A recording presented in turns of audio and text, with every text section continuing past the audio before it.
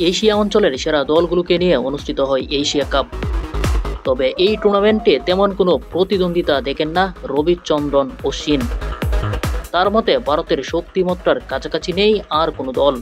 Asia cup শুরুর আগে এমন কথাই বলেছিলেন অশ্বিন।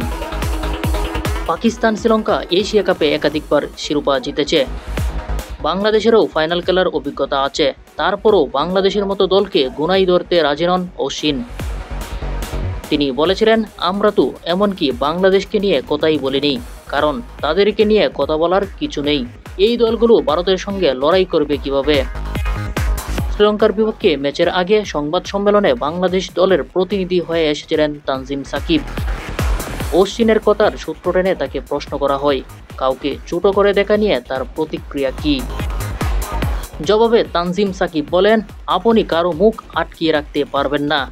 আমার মুখ আছে, আমি যা ইচ্ছা তাই বলতে পারবো। বিশেষ করে যারা যুক্তির মধ্যে নেই, কে কি বলল আর না বলল, এগুলো আসলে কিছু আসে যায় না। আমরা বাংলাদেশকে প্রতিনিধিত্ব করি, একটা লক্ষ্য নিয়ে এসেছি, আমরা আমাদের সেরাটা দেব। আমাদের কে বড় দল বলছে, কে ছোট দল বলছে, এসব কিছু না।